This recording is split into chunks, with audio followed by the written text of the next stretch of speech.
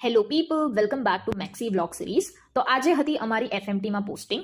Bag बिस्तरा મૂકીને અમે निकलिया पीएम रूम तरफ और हमारे धंधे को मद्देनजर रखते हुए हमने लिया रीटेक.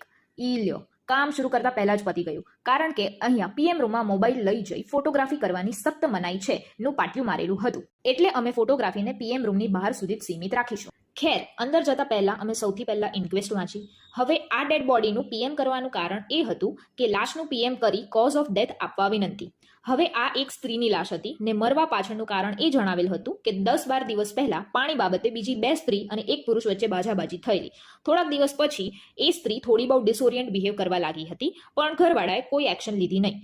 હવે જ્યારે આનું પીએમ કર્યું ત્યારે ખબર પડી કે આ બેનને બ્રેન હેમરેજ થયું હતું, જેના લીધે બ્લડ ધીરે ધીરે વેન્ટ્રિક્યુલર સિસ્ટમમાં એક્યુમ્યુલેટ થતું ગયું અને ધીરે ધીરે ક્લોટ થઈને લિટરલી બ્રેનના વેન્ટ્રિક્યુલર સિસ્ટમનો શેપ લઈ લીધો હતો.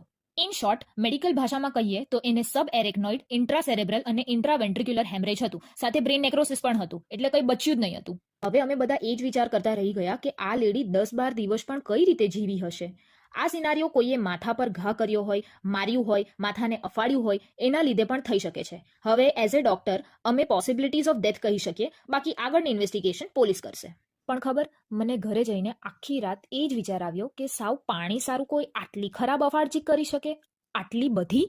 આ બેનનું પીએમ થયા પછી બાકીની લાશો 2 મર્ડર, 1 ફાંસો અને 1 ડ્રાઉનિંગની હતી. પણ લકીલી આજે અમારે ડોક્ટર ઇલિયાસ સર જોડે કોર્ટમાં જવાનું હતું, તો બસ અમે નીકળી પડ્યા. મેં જિંદગીમાં પહેલી વાર કોર્ટ જોવાની હતી, so I was quite excited. And here we reached Surat district court. એની માસીને આખું પાર્કિંગ ખચોખચ ભરેલું છે. એ જોઈને ખબર પડી ગઈ કે આપણા શહેરમાં કેટલી બાજાબાજી ચાલતી હશે કે કોર્ટે વચ્ચે પડીને સુલે કરવી પડે છે. અમને સરે એસબીઆઈના એટીએમની બહાર ઊભા રહેવા કહ્યું હતું. બસ પછી સર આવ્યા અને અમે ગયા ઉપર. પણ અહીંયા પણ ફોટોગ્રાફી અલાઉડ નહોતી, એટલે મેં ખાલી ફોટોગ્રાફીને મારા સુધી જ સીમિત રાખી. હાલાકી અમારી જોડે છે ને બહુ મોટો સ્કેમ થયો હતો. મને એમ હતું કે મસ્ત ફિલ્મમાં આવે એવા 2 કટઘરા હશે, સામે 2 વકીલ લડશે, થોડું ઘણું બિગ બોસ ચાલશે. પણ નહીં, આ તો ડિસ્ટ્રિક્ટ કોર્ટ હતો.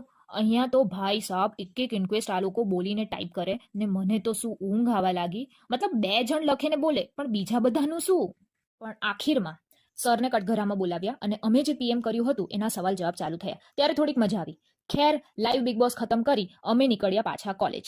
અને આજના બિગ બોસ જોવામાં અમારી પોણા ભાગની રિસેસ પતી ગઈ હતી, એટલે અમે ફટાફટ ખાધું અને પાછા ગયા પીએમ રૂમમાં.